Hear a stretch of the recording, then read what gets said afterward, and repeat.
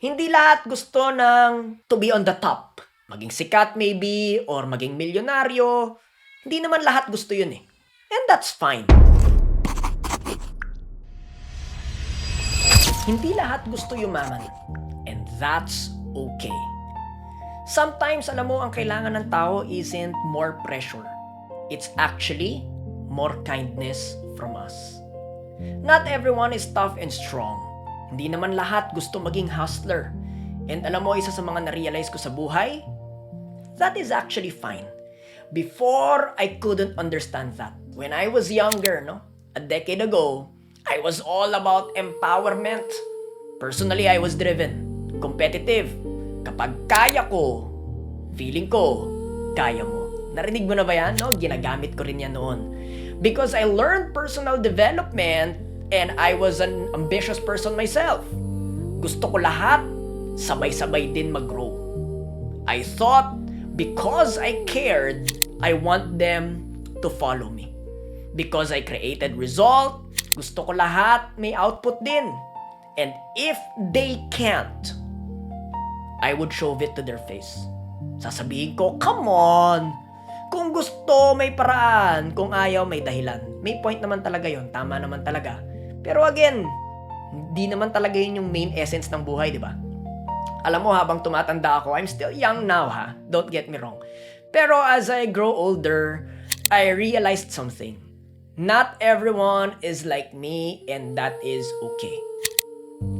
Alam mo, meron tayong old mindset. And ako personally, meron akong old mindset that when you've built yourself through pain and grit, sometimes napapaisip ka na ito ang tamang paraan kasi nagawa mo, especially if you're like me. I was able to do it and therefore I thought this is the only way. That everybody should push, hustle, grind, maybe even sacrifice.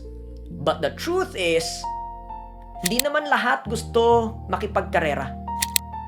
Some people, they just want to be stable. Some just want peace. Some just want to be happy. And maybe this is not weakness. Maybe that's wisdom. That the first essence of life really is being able to understand life isn't just about success. Life is for living, not just survival. To exist. To not quit on life. To live and to be happy. And only if you want to. Kung gusto mo lang naman, to be successful. Hindi lahat gusto ng to be on the top. Maging sikat maybe, or maging milyonaryo. Hindi naman lahat gusto yun eh. And that's fine. Kaya allow me to share this new perspective with you. Because that realization changed me. It changed the way I lead, the way I coach, the way I deal with people. I started to realize na hindi naman lahat kailangan i-push. Some people don't need pressure. Some people needs presence. Hindi laging motivation ang sagot at paraan. Minsan, to be present and to be understanding, sapat na. Kaya alam mo, this taught me this approach. Number 1, prioritize kindness. Be extra kind kung nasa ng tao sa buhay nila. Di naman talaga natin alam what battles they're quietly fighting or what battles they're quietly facing. Number 2, know people's context. Maybe start to ask what do they really want. Hindi porke hindi ambitious, tamad na. Some people, ang gusto nila stability lang and that's okay. Some people just want peace. That's valid. Now, meron naman dyan talagang gigil, may grit. Therefore, number 3, empower only the ready. Yung mga zealous, yung mga passionate, yung mga hungry, ready to grow, then sila yung i-push mo. Personally, sila yung ipupush ko. Kasi now, I'm speaking to the right audience. And ikaw din, you're now gonna be speaking to the right audience. Kasi yung empowerment without discernment, nakakapagod.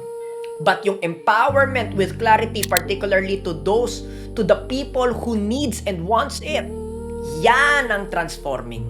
Nakakapagbigay ng transformation. Kaya alam mo kung isa kang leader, mentor, or even parent, this is for my fellow parents. Remember, Not everyone has the same pace, passion, and purpose as you. Some are built to run. If you're like me, you're built to hustle. But some are built to just rest. Some are built to rebuild. And all of that is totally fine and totally okay. Alam mo, maturing in leadership is realizing that your job isn't to make everyone move faster, but to help them move faithfully, in their own pace, their own time, and their own way. Yes, I still believe in empowerment, but I choose kindness first. I choose understanding before urgency. I choose to discern who to push and who to simply embrace. Because when you do that, you don't just build achievers, you build humans. And feeling ko lang, that's the kind of leadership that truly transforms. This is Coach Migs. God bless you, everybody.